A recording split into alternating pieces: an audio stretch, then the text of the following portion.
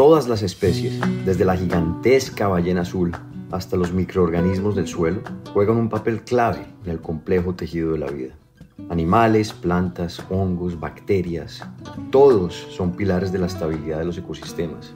Y cuando un ladrillo se quita de esa estructura, todo el edificio de la vida tiembla. Así que la pérdida de biodiversidad que estamos ocasionando amenaza con desencadenar un desequilibrio catastrófico en los sistemas naturales que sustentan el mundo como lo conocemos. El panorama puede parecer aterrador, pero quizá haya una inteligencia superior capaz de darle orden a este caos. Estamos ante la posibilidad real de que haya un colapso de la civilización provocado, como tú bien decías, por el cambio climático y la extinción de especies y la contaminación, la toxificación de nuestros ambientes en los siguientes pocas décadas, pero muy pocas décadas. Estamos hablando que no tenemos tal vez lo que ocurre en las siguientes 2 décadas. Es lo que va a definir la historia de la humanidad y de lo que sobrevive en el planeta. Y aunque el panorama nunca antes fue tan complejo, la suma de acciones articuladas para detener la catástrofe es mucho más que una luz de esperanza. El camino de la conservación puede ayudar a salvar las vidas de millones de especies, incluyendo la de nosotros, los seres humanos. Y también puede mostrarnos la forma de vivir en mayor armonía con el riquísimo mundo que nos rodea. Gerardo Ceballos, a quien acabamos de escuchar, es biólogo y desde hace varias décadas trabaja en función de esa pregunta: ¿cómo podemos conservar la vida en la Tierra? Conversamos con él sobre este enorme reto de la humanidad, el estado de la biodiversidad hoy y la esperanza en una forma de vida más sostenible. Mi nombre es Nicolás Ibargüen, soy periodista, ambientalista y amante de la naturaleza. Pero sobre todo, soy alguien que está convencido de que debemos cambiar la relación que tenemos con la Tierra. Bienvenidos a Elemental, un podcast sobre el único planeta con vida del que tenemos noticia, nuestra relación con él y sus demás especies. El vínculo de Gerardo con los animales comenzó muy temprano en su vida. Vivíamos en las afueras de la ciudad, había una laguna, atrás de mi casa, literalmente a unos 100 metros de mi casa, y ahí había muchos animales silvestres, patos, tlacuaches, zarigüeyas, etcétera. Y desde entonces tuve mucho interés, mucho interés. Y mis papás tuvieron la visión de que me compraban libros y cosas así de animales. Estamos hablando de los años 60, que no era nada común esto, ¿no? Y uno de ellos me cayó en las manos, en la casa de mi tío, uno que se llamaba El Último Chorlito. Y lo empecé a leer y era que hablaba de los últimos 2 chorlitos esquimales, que eran una de las especies que hacían la migración más larga en las aves. Iban desde el océano Ártico hasta la Patagonia. Esta fue una de las aves más abundantes en el planeta y para entonces sí era muy rara, y hablaba de cómo venían de manera novelada esta pareja, macho y hembra, y mataban un granjero en Estados Unidos, mataba a la hembra y se quedaba el macho dando vueltas alrededor mucho tiempo hasta que finalmente ya se fue. Llegaba al Ártico, a la tundra, establecía su nido y se quedaba todo el verano cantando solo. Y a mí me dio mucha ansiedad pensar que qué pasaría si yo saliera a la calle y pasara una cuadra, 2 cuadras, un pueblo, otro pueblo, y no encontrara a nadie, a ningún otro humano. Y desde ahí me quedó clarísimo que yo quería hacer conservación, que no quería que ninguna otra especie le pasara lo que le pasaba al chorlito. La soledad, esa sombra que se cierne silenciosa sobre el alma humana, es un temor ancestral. El famoso escritor Edgar Allan Poe escribió al respecto que la soledad se convierte en un abismo abrumador, una presencia ominosa que amenaza con devorar la cordura y la razón. Y ese temor, como lo cuenta Gerardo, despertó no solo su conciencia hacia el cuidado de los animales que vivían cerca de su casa, sino que encaminó su vida profesional. Fue cuando decidí estudiar biología. Pero ya ahí sí ya tenía yo una idea muy clara que quería ser biólogo y que quería ser biólogo que trabajara con animales, ecólogo que ver la relación de los animales con su medio y qué podíamos hacer para conservarlo. La crisis de la extinción en ese entonces no era tan, obviamente era mucho menos grave que la actual, ¿no? Pero ya se empezaba a vislumbrar que era un problema. Una de las cosas que yo creo que es muy importante en mi caso es que a mí me gusta esto, yo trabajo en lo que ha sido mi pasión desde niño, pero eso no es algo malo, sino que se ha convertido en algo muy poderoso porque la pasión me mantiene viva. Por un lado, la fuerza de trabajar en cuestiones tan complicadas como es la ciencia, como es la conservación, por un lado, pero por otro también la esperanza, ¿no? De poder pensar que uno puede contribuir a algo. Sin embargo, esa visión romántica chocó con estigmas que existen alrededor de profesiones como la biología. Fíjate, cuando iba a estudiar terminando la prepa, pues platicando con los papás de otros amigos, en ese entonces pues todo el mundo estudiaba arquitectura o medicina o abogado, qué sé yo, ¿no? Contador, mis papás eran contadores. Y todo el mundo me decía, oye, Gerardo, tú eres inteligente, ¿qué vas a estudiar? Voy a ser biólogo. Y me decían, no, no, no, ¿cómo vas a ser biólogo? Te vas a morir de hambre, estudia algo mejor, eso que sea tu hobby. Y un día ya un poco cansado fui a ver a mi papá. Le digo, oye, pa, estoy un poco cansado, te quiero preguntar algo. Y me dice, ¿qué? Y le digo, me dice que todo el mundo que no estudie biología, que estudie algo más. Y me dijo, ¿y tú qué quieres estudiar? Biología. Y él era así muy liberal y era muy mal hablado. Me dice, mándalos a volar, con otras palabras. Tú estudia lo que tú quieras. Y dice, tú estudia lo que tú quieras y si más adelante tienes problemas, yo te apoyaré, te seguiré apoyando.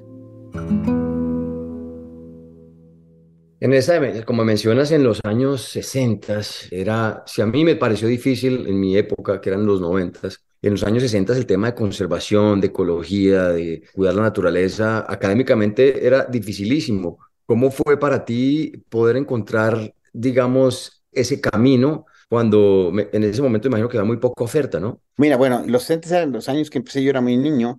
Ya cuando yo entré a estudiar el doctorado, la maestría la hice en Inglaterra al final de los 70, 1979 y 80, y ya ecología ya era una ciencia que había tenido, precisamente en la década de los 70, un auge gigantesco, y todas las grandes, enormes temas importantes como nicho ecológico, como cadenas tróficas, etcétera, ya estaban en boga. Entonces eso me ayudó mucho, porque además era una cosa que me interesaba mucho, entender un poco más la relación de los animales en este contexto más complejo, de mayor complejidad.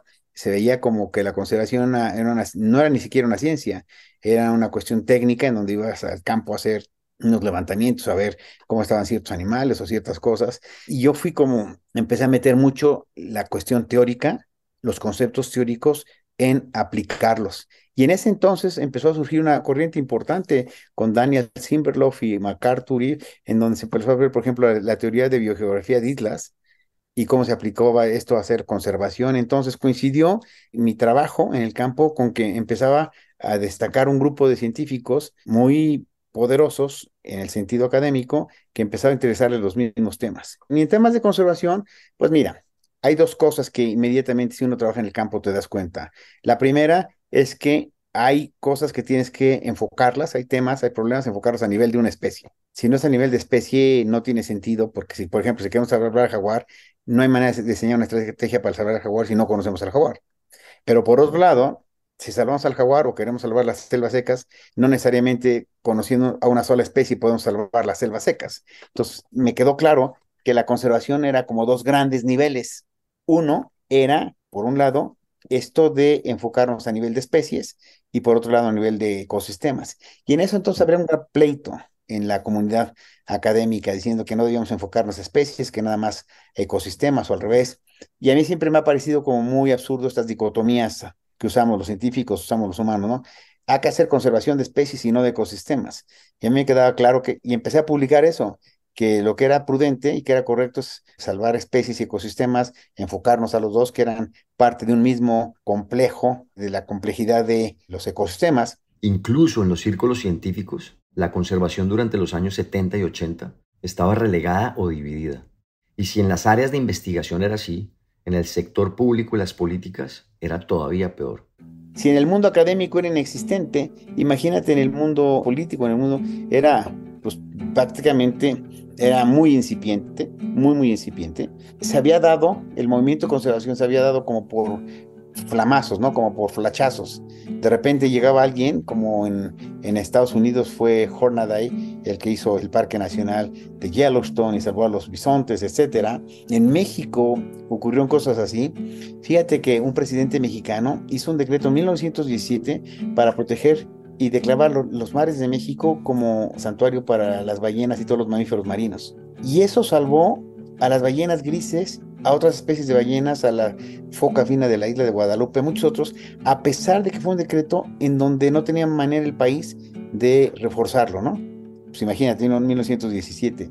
Pero después de eso con un presidente que se llamó Lázaro Cárdenas en México en 1940, que tenía un asesor, Miguel Ángel de Quedo, muy bueno. Hicieron los parques nacionales de México y se hicieron los 15 o 20 parques nacionales. Después hubo muchos años de no haber impacto, no haber trabajo, y vuelve a aparecer. Y eso me parece que pasaba en todo el mundo, como que se basaba mucho la conservación, sí, de manera empírica y con figuras prominentes, ya sea un presidente como Teddy Roosevelt o en México como Lázaro Cárdenas, en donde alguien empujaba una agenda, pero un poco ecléctica, ¿no? De conservación.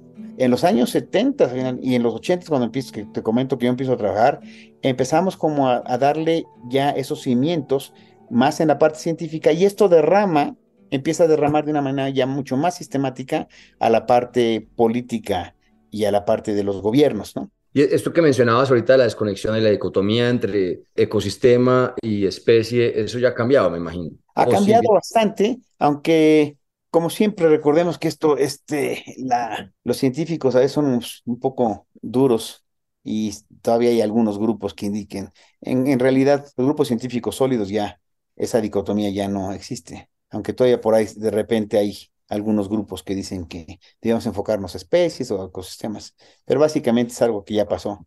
Afortunadamente, porque en realidad lo que requerimos son estrategias a todos los niveles, dependiendo del problema, ¿no? Y globales. Es como decía Humboldt, básicamente, no podemos desconectarnos del todo y de que todo es interconectado y todo es interdependiente. Y ni siquiera conocemos muchas interacciones entre Mira, no especies. conocemos, eso que mencionas es importantísimo. Ya lo mencionaba Humboldt, ya lo mencionaba Darwin, ya lo mencionaba Hornaday, lo mencionaban algunos de los grandes pensadores, ¿no? En realidad, gran parte del problema de la conservación actual, la falta de un apoyo gubernamental de las grandes corporaciones a la conservación, es la complejidad. Yo te puedo decir de una manera muy sencilla que estamos ante una crisis de la extinción que puede poner en peligro a la humanidad. Es decir, es de una manera muy sencilla se puede sintetizar el problema, pero resolverlo, ese tema que puedo yo definir de una manera tan simple y tan fácil de entender, es tan complejo porque toca todas las aristas de la sociedad moderna, toca todas las aristas políticas, económicas y sociales de la civilización. Es decir, hacer conservación implica tener incidencia en muchos temas económicos, muchos temas políticos y muchos temas sociales.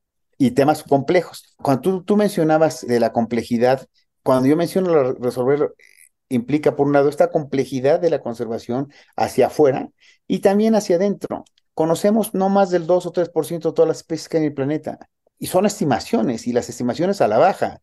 Las estimaciones a la baja es que a lo mejor hay 50 millones de especies, 15 millones de especies. Si hay 15 millones de especies y hemos descrito 2 millones, ¿sí? O sea, nos faltan una enormidad. Pero si hay 50 millones de especies y hemos descrito 2, ¿sí? Hemos descrito pues el 4%, ¿no? Es decir, en realidad no conocemos, ni siquiera tenemos una idea clara de cuántas especies hay en el planeta. Mucho menos de la función de esas especies y mucho menos de la enorme complejidad que tiene. Lo que nos indica es que entender la magnitud de la complejidad de los sistemas ecológicos es enormemente difícil, y por otro lado, precisamente lograr su conservación tocando las aristas de todos los temas políticos en el área económica, política y social, lo vuelve enormemente difícil. Es decir, tenemos una complejidad interna de los sistemas ecológicos que, para que nosotros podamos entender lo increíblemente difícil que es conservar eso intacto, que siga funcionando, y por otro lado, aún si lo entendemos, poder articularlo dentro de los intereses de la sociedad, económicos, políticos, sociales, tan complejos, lo vuelve uno de los temas más difíciles de instrumentar a nivel global. Es como, o sea, y lo he dicho siempre, la sexta extinción masiva es una de las, yo creo que está entre el cambio climático y la sexta extinción masiva, son las amenazas más grandes que estamos enfrentando como humanidad, y es básicamente por lo que tú describes. Pero entonces se puede decir que estamos destruyendo ecosistemas y especies que ni siquiera nunca llegaremos a conocer ni a entender la función que cumplen en nuestro ecosistema y por lo tanto cómo impactan o afectan nuestra vida, ¿correcto? Exactamente. Entonces, una de las cosas que tenemos que entender, que lo acabo de decir correctamente, primero conocemos muy poco de la riqueza, de la diversidad biológica de las especies. Evidentemente, conocemos todavía menos de cómo interactúan en la naturaleza ellas. Y lo que sí sabemos, y hay muchos ejemplos, y tenemos muchísimos ejemplos, pero evidentemente esos ejemplos no son suficientes para conocer la enorme diversidad que ni siquiera está descrita, es que todas estas especies integradas estructuradas en ecosistemas funcionales, básicamente nos proveen de lo que le llamamos los científicos los servicios ambientales, ¿no? Los servicios ambientales son estos enormes beneficios que obtenemos gratis del buen funcionamiento de la naturaleza. El primero, por ejemplo, es la combinación correcta de los gases de la atmósfera para que haya vida en la Tierra. Imagínate, la combinación correcta de gases en la atmósfera para que haya vida en la Tierra depende de las plantas y animales y de los ecosistemas en el planeta. La polinización de todas las plantas que son polinizadas por animales. El 70% de los cultivos que comemos son total o parcialmente polinizados por animales y animales silvestres. Todas las plantas todas las legumbres y todas las semillas, todo lo que comemos, son plantas que fueron plantas silvestres, pues fueron domesticadas. Es decir, los servicios ambientales es una manifestación, es una manera en que hemos tratado de integrar para que pueda ser entendible por el resto de la sociedad lo enormemente importante que es mantener estas especies, estos ecosistemas. Porque si no, resulta muy difícil para mí decir, bueno, qué pena que se extingan las especies, pero si para que se extingan las especies es para que sobrevivan los humanos, pues se tendrán que extinguir. Y básicamente eso es incorrecto, porque se extinguen las especies y seguimos acabando con los ecosistemas, no hay manera en que podamos mantener a la sociedad como la conocemos. Desgraciadamente, lo que está pasando con la extinción, la crisis de la extinción, que ahorita hablamos de ella, por un lado, y la crisis del cambio climático, podríamos decir que es la extinción de especies, la destrucción de ecosistemas, el cambio climático, la toxificación, ¿sí? Y las especies invasoras son los jinetes del apocalipsis, o sea, son las 5 grandes.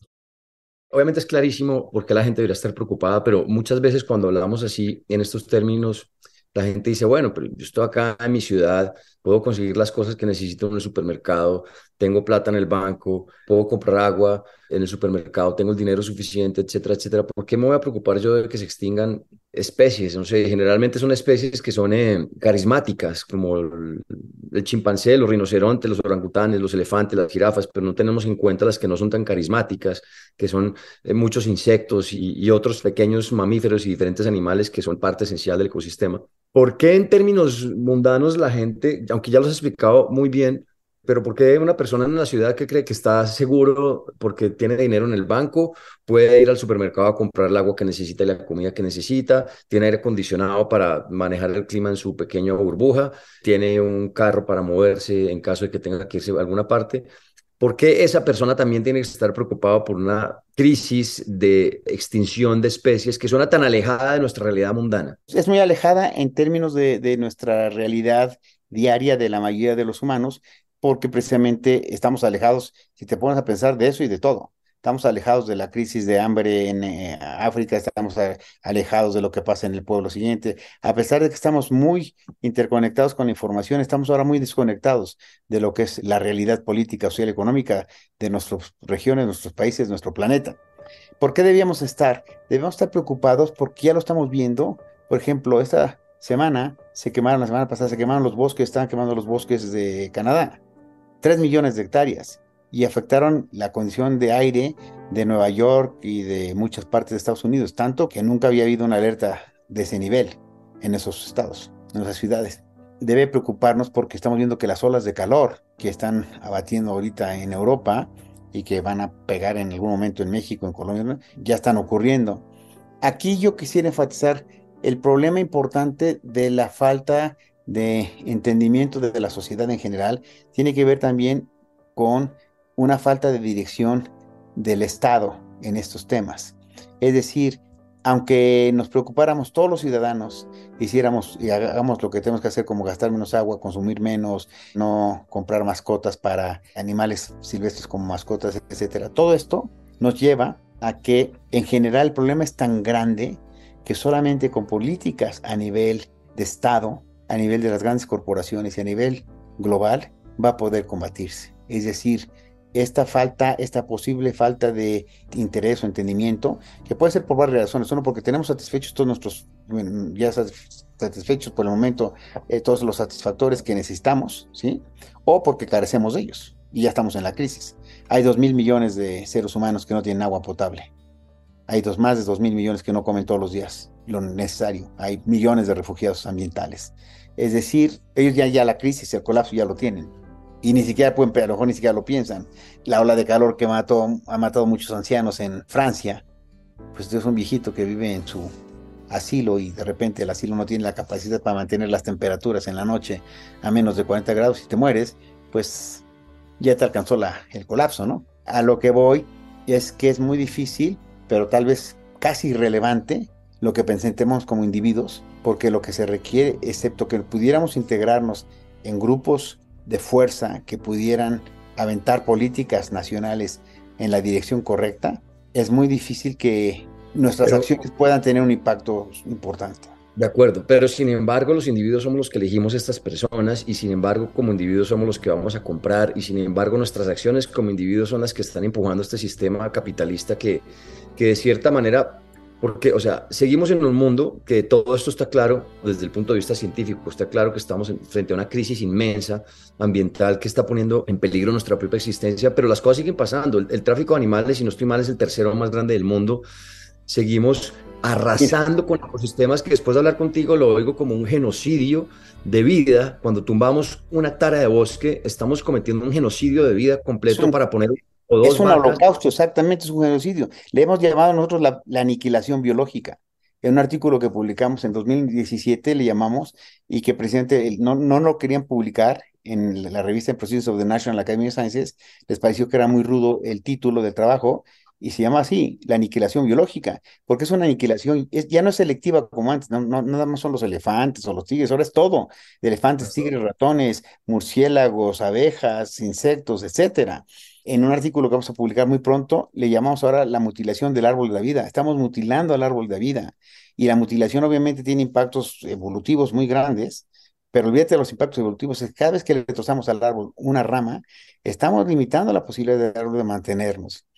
A lo que voy es, por supuesto que ¿qué podemos hacer como individuos? Lo que quiero decir es que si no son acciones articuladas como una masa grande, colectiva, que exija a los gobiernos que tomen acciones, es muy difícil que tengamos un impacto. Desgraciadamente estamos viendo que el planeta está yendo en la dirección completamente contraria. Estamos llenando de gobiernos de las tres P's, ¿no? Se llaman los gobiernos de las tres P's: populistas, polarizadores y posverdad. Inventan la información como quieren y está ocurriendo en México, está ocurriendo en Colombia, está ocurriendo en Estados Unidos, en Hungría, en Gran Bretaña, etcétera. Es decir, son gobiernos que polarizan a la sociedad, buenos y malos, blancos y negros, ricos y pobres, etcétera, aspiracionistas y no aspiracionistas, educados y no educados, que lo que han hecho, populistas, regalan recursos, ¿sí? Que afectan al final de cuentas a los más pobres, pero al principio, y pues verdad que manipulan la información. Desgraciadamente, es exactamente lo opuesto a lo que debía estar ocurriendo, porque todos estos gobiernos están minando la democracia, pero la están minando porque están explotando ese enorme descontexto que existe en las sociedades modernas de que los estados, los países-estado, que fueron tan poderosos en los años 70 y 80 y que lograron satisfacer de una manera más o menos buena, nuestras necesidades, entramos en ese entonces a una época mucho más complicada, ¿sí? De neoliberalismo, donde mucho más agresivo el mercado y donde hemos llegado a esta situación tan compleja con la que estamos. Suena apocalíptico como es, si no cambian las cosas, como te decía, estamos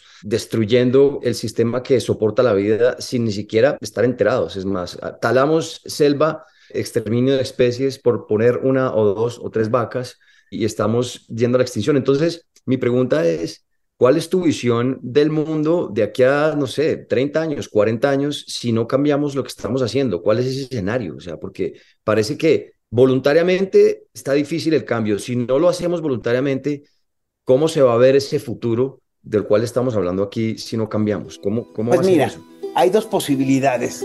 Una es que sabemos lo que tenemos que hacer, no lo estamos haciendo, pero sabemos que tenemos que hacer.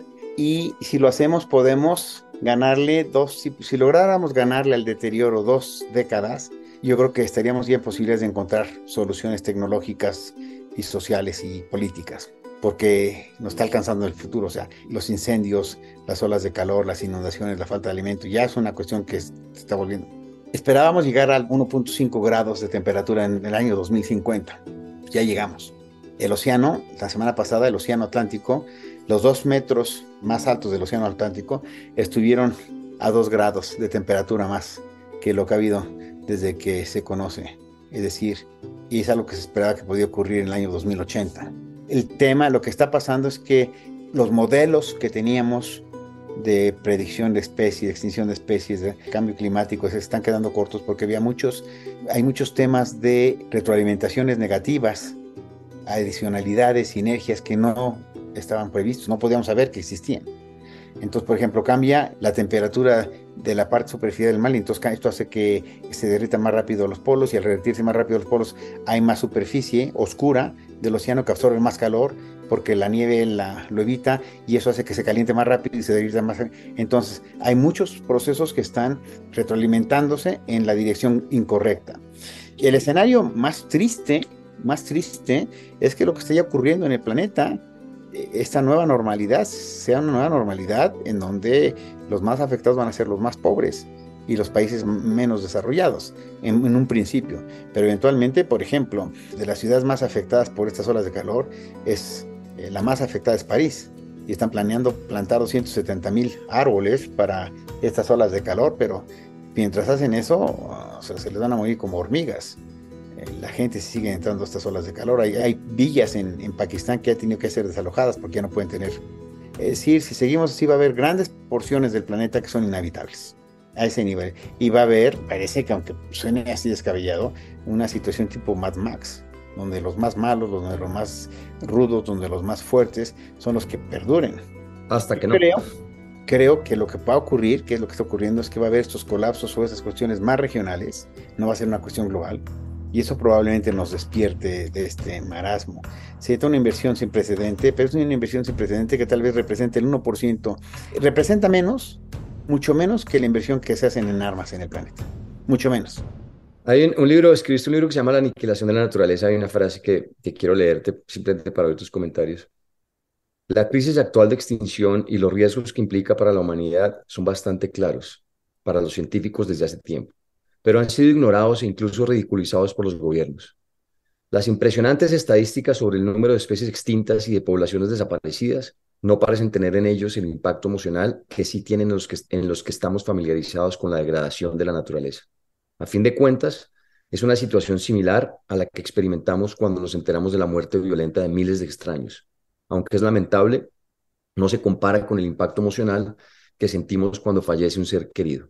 Básicamente, o sea, lo que tratamos de explicar ahí es eso, de que esta crisis se siente tan extraña, tan alejada, tan ajena a uno, que hace pasar desapercibida. Una de las cosas que abundamos en el libro, en otras partes del libro, es que en algunos casos hay un entendimiento muy correcto de lo que es, pero una desviación de la información de una manera enormemente, yo diría, despreciable, en el sentido de que se hace conociendo los impactos que va a tener el no hacerlo bien. No entiendo cómo Exxon o Chevron o alguna de estas, entendiendo lo que va a pasar, sigan privilegiando las ganancias a corto plazo. ¿De qué les van a servir sus 3,000 trillones de dólares en 40 o 30 años si esto está colapsado? O sea, en realidad toda la lógica no tiene un sentido. Es decir, en términos lógicos, si yo fuera una de esas empresas, usaría mis recursos. No podemos desfasar el petróleo de hecho, ni si desfasáramos, si paramos el petróleo ahorita, se colapsa el planeta más rápido que si no. Es decir, tenemos que desfasarlo, pero podríamos invertir en muchas otras cosas, ¿no? Y me parece, realmente no entiendo esa lógica de yo sabiendo que me voy a morir si no invierto los 4 pesos de los 4,000, de los 4 millones de pesos que tengo. Si no invierto 4 en mi salud, me voy a morir, y no los invierta. No entiendo. Porque un tema que es tan evidentemente grave, pues tan grave que pone en riesgo nuestra propia existencia, y que está tan grave la situación, o sea, y que está que está ocurriendo a tanta velocidad y que estamos acabando con tantas especies. ¿Por qué, siendo así de grave, esto no es un tema del que estamos hablando todos los líderes del mundo? ¿Por qué el mundo no está movilizándose para frenar esta crisis que evidentemente puede significar nuestra propia extinción? Esa es una enorme paradoja que no entiendo. Si tú me dijeras, los científicos y muchos economistas, muchos empresarios conocen el problema y lo conocen bien.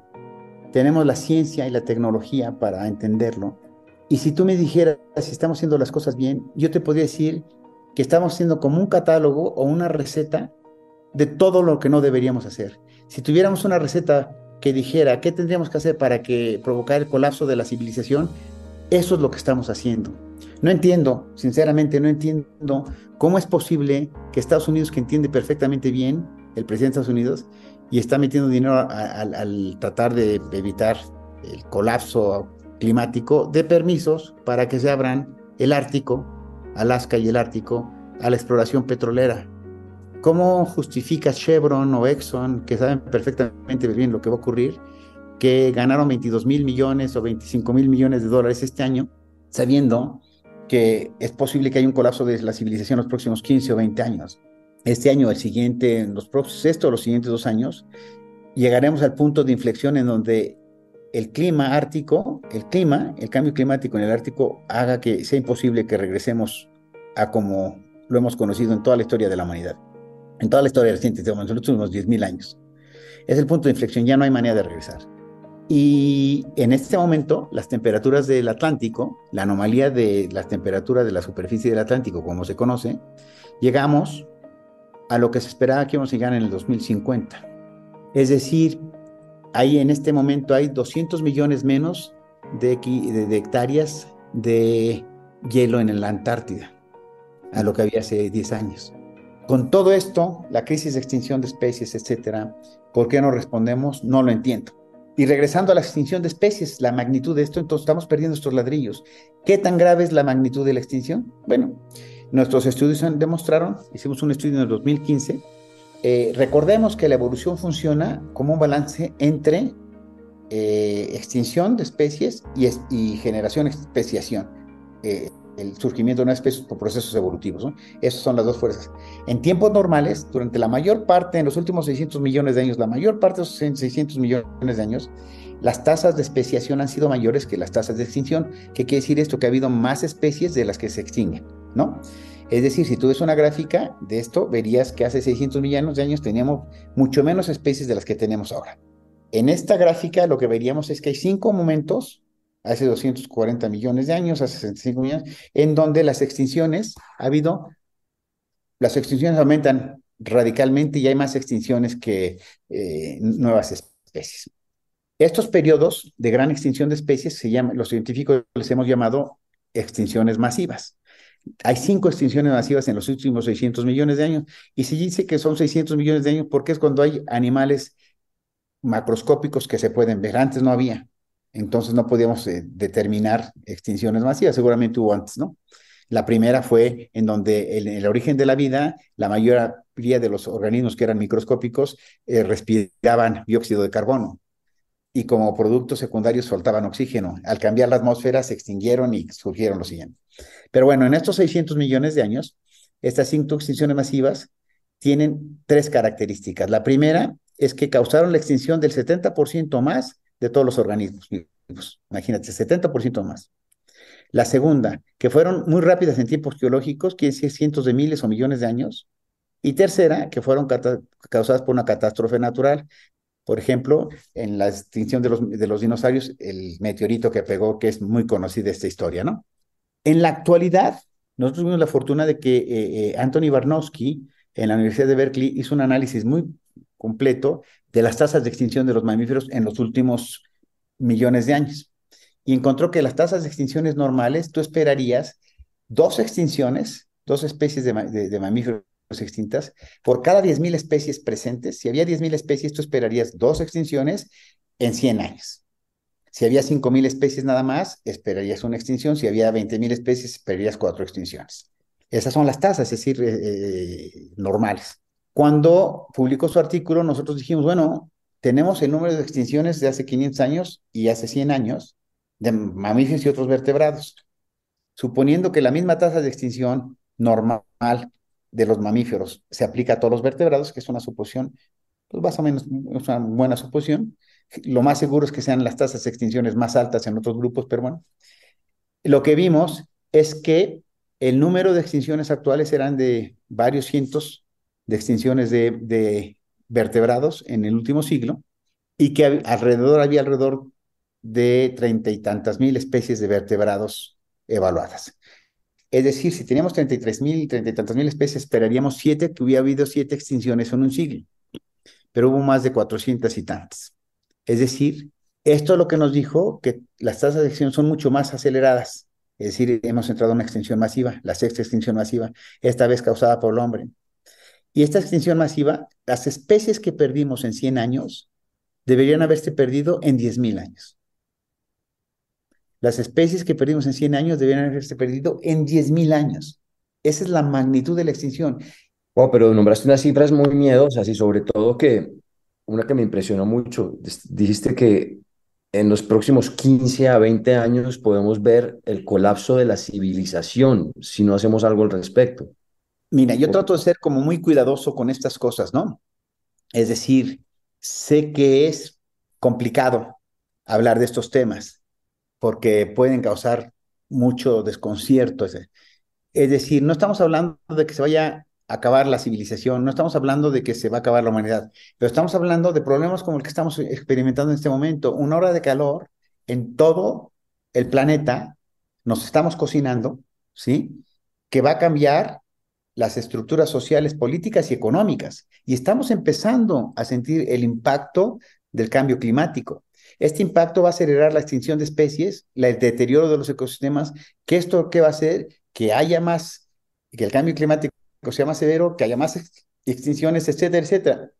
Una retroalimentación positiva donde un problema hace más grande el otro problema, y eso va haciendo que el problema de extinción sea más grande de cambio climático más extinciones, etcétera.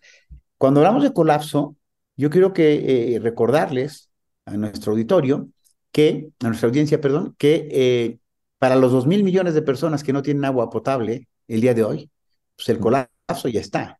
Para los 500, 800, 1.000 millones, 2.000 millones de personas que están sufriendo temperaturas de 45, 50 grados, esto ya es un colapso. Para los 2.000 y cacho de millones de personas que no tienen suficiente para comer, ya es un colapso. Es decir, el colapso no va a ser instantáneo. Vienen muestras como lo que está ocurriendo. Esto, para mí, que se esté quemando 3 millones de hectáreas de bosques en Canadá, que tengamos una ola de calor, también la anomalía del Atlántico, las temperaturas exageradas de 50 grados, 49 grados en muchos lugares en Asia, pues lo que indican es que va a ser muy complicado, o sea, enfrentar este futuro, y que el colapso está ocurriendo en este momento. Bueno, hablemos ahora de el jaguar. Tú eres, creo, en México la persona que más ha hecho investigaciones sobre el jaguar y que más se ha dedicado a proteger esta especie, que es la especie, una de esas especies indicadoras que habla mucho sobre el estatus de un hábitat y que pues es el felino más grande de América y que como muchas otras especies está en peligro de extinción y que si se extingue dice mucho de lo que va a pasar en nuestra región, la Amazonía y en las otras selvas de nuestro continente. ¿Cómo empezaste con eso? ¿Por qué escogiste el jaguar? Fue completamente fortuito. A mí me gustaban los jaguares y me gustan muchas otras especies. Yo empecé estudiando para mi tesis doctoral roedores, pequeños mamíferos en una selva, porque era un sistema en donde puede tener mucha información, ¿no? Pero siempre, pues como todos los biólogos, soñamos con estudiar más cosas. Empezó a haber más tecnología, los radiocollares, etcétera. Un día, una amiga me dijo que si podía recibirla a ella y a su novio, que su novio era cazador, y quería preguntarme si se podían cazar jaguares en México. Pues entonces lo recibí aquí en la casa y platicando me dijo, nosotros instrumentamos, fíjate, una cosa que hicimos en los años 90, fue que se pudiera cazar borregos y marrones en México, pero de una manera muy controlada, porque no había ningún incentivo para salvar a los borregos. Y por alguna razón era la especie más cara de cacería a nivel internacional. Entonces lo que hicimos, eventualmente se acabaron cazando como 50 borregos y marrones al año, y la población aumentó de 1,000 a más de 12,000 actualmente. Es decir, sacrificamos unos pocos. A mí no me gusta la cacería, pero entendí que era el incentivo para mantener los animales tienen un valor, eres el dueño del terreno y ya no los dejas. Y al mantener a los borregos, pues mantenías el hábitat y a cientos o miles de especies que nadie da ningún quinto por ellas, ¿no? Entonces fue una buena estrategia. Entonces el jaguar dije, pues es diferente. Entonces vino esta persona y me dijo, oye, ¿por qué no se puede cazar jaguar? Le digo, primero no sabemos ni siquiera cuántos hay, no sabemos dónde hay jaguares en México, no sabemos cómo, si esta población está en peligro. Le digo, y el jaguar es muy diferente al borrego cimarrón y eso porque el borrego es un herbívoro que son mucho más abundantes, se reproduce más rápido, etcétera. El jaguar está a carrera. Y me dijo, pero no se podrán estudiar. Le dije, pues no sé cómo, es muy complicado. Yo no sé atrapar jaguares ni nada. Y me dice, pero yo sí. Y me dijo, ¿por qué no vamos a Calakmul y te enseño cómo se capturan? Y fuimos, y yo fui y dije, bueno, pues ¿cómo vamos a capturar un jaguar, no? Pues llegamos, al día siguiente, dormimos, y al día siguiente a las 7 de la mañana teníamos un jaguar con los huesos en un árbol. Y dije, bingo. Y entonces empecé a trabajar con él y con su grupo de que habían sido cazadores legales en México, típico, que permitíamos la cacería legal, se mantenían, las poblaciones se habían mantenido más o menos bien, pues precisamente había un incentivo, lo paras de un jalón y todos esos cazadores se quedan se vuelven cazadores furtivos.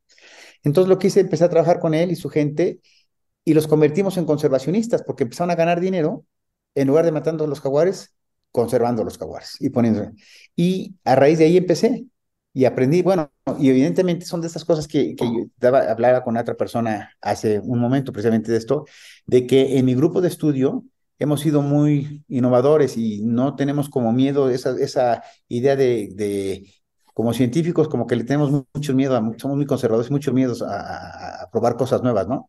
¿Cómo? Me decían, ¿cómo vas a trabajar con un cazador si puede matar furtivo? Le digo, pues, si puede matar furtivo, lo va a hacer ahorita, no me necesita a mí, al contrario, si conmigo está ganando dinero, evidentemente no va a cazar.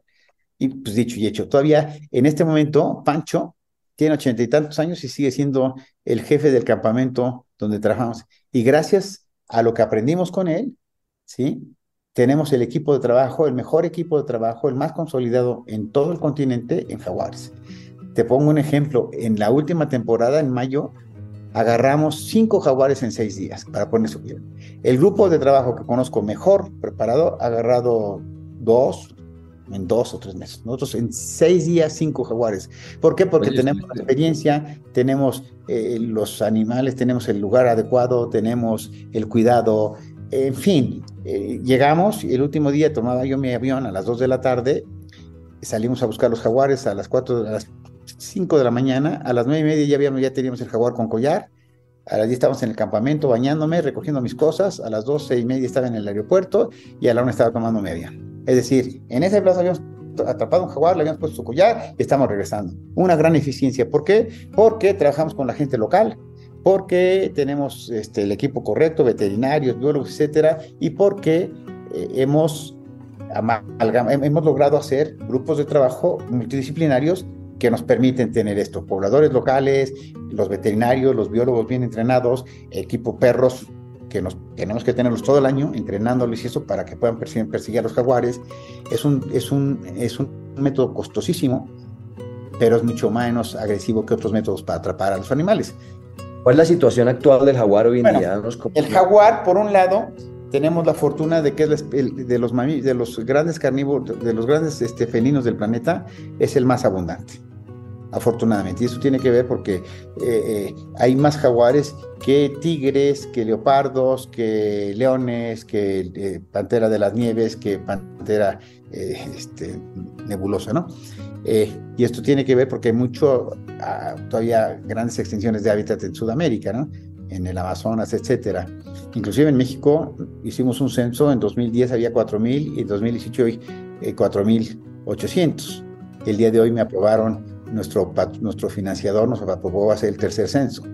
Es decir, en ese sentido está bien. Por otro lado, es una especie que se está acercando a... Es decir, cuando hablamos de que hay 60,000, está más o menos, está muy bien. Pero si vemos el área que está distribuido, que es gigantesca, muchas de las poblaciones, la mayoría tienen pocos animales. Es decir, dentro de lo bien, hay una parte que no está tan bien, que es poblaciones muy chiquitas, muy fragmentadas. Me parece que si seguimos por el camino que vamos, seguimos tratando de proteger grandes áreas de selva, reducimos el impacto de conflicto ganado humano, ganado jaguar, sí hacemos cuestiones como estas innovadoras que estamos haciendo en México, donde hay beneficios sociales por mantener las selvas y sus jaguares. Es una especie que tiene un futuro bastante prometedor. Yo me atrevería a decir que seguimos trabajando muy arduamente para salvar al jaguar, no se va a extinguir. Por lo menos en un tiempo, evidentemente, si viene un gran colapso, pues, la situación puede cambiar, ¿no? ¿Dónde está la población más grande de jaguares en América? En Brasil, sin duda alguna. Por la Amazonía, pues. Por la Amazonía, sí, Brasil por la Amazonía y el Pantanal. Bueno, en toda la cuenca amazónica, Brasil es principal porque es la mayor área, pero estamos hablando también en Bolivia, en Perú, en Ecuador, en Colombia. Toda esta área tiene una población, yo me atrevería a decir que son unos 50,000 jaguares, un poco más. Y en el resto del área es el otros 10,000, 12,000, 15,000 de jaguares. ¿Y en dónde es donde está más en riesgo el jaguar? Bueno, el jaguar ya desapareció, por ejemplo, de El Salvador, ya desapareció de Uruguay, en Argentina quedan unos 200, 250, ya desapareció Estados Unidos, hay 2 o 3 que llegan de México. En los extremos de su distribución, muy pequeños. En Centroamérica está muy amenazado. En realidad, las únicas poblaciones buenas en Centroamérica están en Costa Rica, ¿sí? Las únicas buenas en Costa Rica y a lo mejor en Panamá. En México está bien ahora en algunas regiones, ¿sí? En muchos de estos países, inclusive en Brasil, están muy amenazados en algunas regiones, por ejemplo, en la mata atlántica, ¿no? Entonces, en las áreas, en el Chaco, en las áreas donde ha habido más impacto humano, o donde hay más presión humana, el jaguar está en peligro. Si viéramos lo que yo te decía, el jaguar, como un todo, no está en peligro de extinción todavía, pero muchas de sus poblaciones sí están en peligro de extinción. Y eso ¿Qué es uno de representa el los jaguar? temas. ¿Por qué es importante que no se extinga? Bueno, es importante por lo que hemos dicho, porque juega un papel fundamental, pero bueno, hay muchas razones. Yo te puedo decir, una es una cuestión, biológicamente hablando, si mantenemos al jaguar, se mantiene grandes extensiones de territorio y muchas especies, ¿no? La segunda es que siendo un depredador tope, al perderlo, pues, se pierden muchas interacciones que ni siquiera entendemos todavía bien. El jaguar es muy plástico, aguanta muchas presiones, es decir, no es como otras especies que son muy susceptibles, es como el leopardo, muy, muy plástico. Es decir, si se pierde es que la situación ya llegó a ser, el deterioro es muy grande. A nivel cultural, pues una especie mega icónica en México y en muchos de los países donde hubo culturas, ¿cómo se llama? Prehispánico. Prehispánicas, básicamente tiene un gran impacto cultural. Y bueno, y actualmente es una de las especies más carismáticas, más conspicuas, más interesantes que existen en el planeta, en América, ¿no?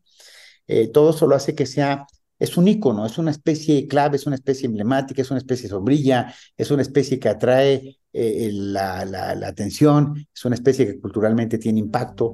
Es decir, todas estas características, es difícil encontrar tantas características interesantes y que además que nos ayuden a la conservación de una especie como la del jaguar. Salvamos el jaguar y salvamos miles de especies. En Calakmul, estas áreas que logramos incrementar ahora, las logramos hacer básicamente por la presencia del jaguar. Estamos hablando de que en Calakmul sumamos estas, en Oaxaca es otra área de como 200,000 hectáreas, en Sinaloa 300,000 hectáreas, en Guerrero 100,000 hectáreas, y con todos los problemas que hay, si perdemos el 10, el 20% de 300,000, nos quedan 200,000, 200 y tantas mil, es mucho terreno. Es decir, tenemos que ser muy ambiciosos para tratar de hacer lo que estamos haciendo aquí y de tratar de darle algún grado de protección a todas esas selvas y a todos esos bosques que nos quedan, que nos van a ayudar a salvaguardar a la biodiversidad por un lado y por otro lado a tratar de minimizar, reducir el impacto que vamos a tener por el cambio climático. ¿Y tienes esperanza? Tengo esperanza, todavía tengo esperanza. Si no, no estaría haciendo lo que estoy haciendo. Es decir, tengo mucha esperanza de que, te voy a decir lo que me deja dormir tranquilo en cierta forma, me deja dormir tranquilo, que si aprendimos algo de las 5 extinciones anteriores, es que no se acabó la vida en la Tierra. Les metió a la extinción masiva una gran zancadilla y tardaron 10, 15 millones de años en recuperarse.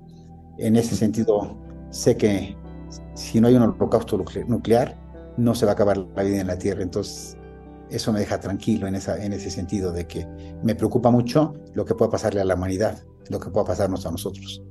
Porque al final de cuentas, la biodiversidad, aunque cambie completamente y aunque extingamos estas especies, la historia nos dice que no va a haber nunca más elefantes, eso cambiará completamente y eso es muy triste, pero por otro lado, la vida va a seguir en la Tierra, que sería enormemente deprimente pensar que esto no ocurriría. Me preocupa mucho lo que pueda pasar a nosotros y cuáles van a ser los escenarios, que muchas pueden ser como apocalípticos y dantescos, cuando haya una gran escasez de alimento, una gran escasez de agua, y una población que va a estar peleando por estos recursos. En fin, creo que estamos a tiempo y que debemos redoblar esfuerzos y tratar de encontrar estas soluciones tecnológicas, económicas, sociales, políticas, en donde dándole el valor a la biodiversidad, podamos encontrar suficientes excusas para protegerla. Bueno, y para terminar, un mensaje que quieras, o sea, que quieras darle a las personas que nos escuchan de esperanza, diría yo, ¿no? Porque el trabajo que Por estás haciendo supuesto. tú es fascinante y creo que un mensaje viniendo de ti es muy importante. Muchas gracias. Bueno, yo te diría, son dos niveles de mensaje. Uno, dando la incertidumbre que existe, yo lo que te diría, que le digo a la gente, que debíamos disfrutar el día de hoy como si fuera el último día.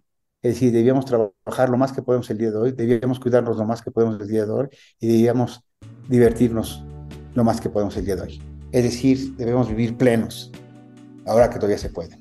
Y dos, en realidad, lo que hemos hablado aquí, todas las historias de éxito, toda la tecnología posible, las nuevas teorías económicas, sociales, políticas, el gran esfuerzo que se está haciendo en muchos sectores, nos dejan todavía con esperanza de que probablemente no vamos a parar el deterioro completamente, pero sí podemos frenarlo y en algunos casos revertirlo, por un lado, y por otro lado, existe toda una capacidad del ser humano de adaptarnos y deberíamos pensar en eso, en una política de adaptación a la nueva normalidad.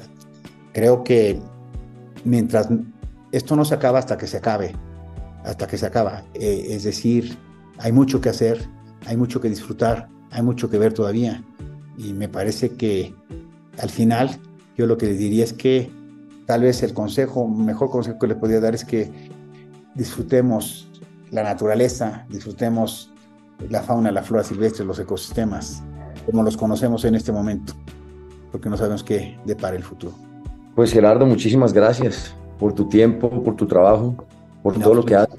gracias a ti, además te agradezco mucho que hagas este programa y que tu interés en seguir difundiendo este tipo de temas.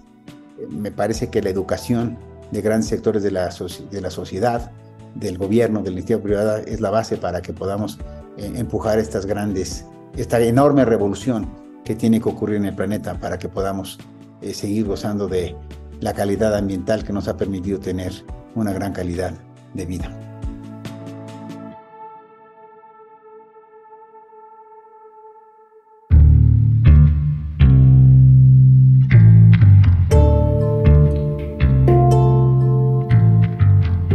Este episodio es una coproducción del equipo de la no ficción de Excel Content Studios y de Nicolás Ibargüen. Producción en México por Omar Bautista Hernández. El guión fue escrito por Juan Camilo Hernández Meléndez y editado por Miguel Reyes. La producción ejecutiva es de Isaac Lee y Carmen Graterol. Daniel Batista dirige el área de audio en Excel Content Studios. La mezcla y el diseño de sonido son de Valentina Fonseca y Daniel Díaz. La canción de introducción y cierre es de Manuela Mejía y el handpan es interpretado por Felipe Ibargüen. La ilustración de la portada es de Isabela Sotomayor. Si tienen comentarios o sugerencias, escríbanos a nuestro Instagram, @podcastelemental. Y si les gusta este trabajo, ayúdenos a regar la voz. Recomiéndenlo a amigos o familia a quienes les pueda servir o interesar.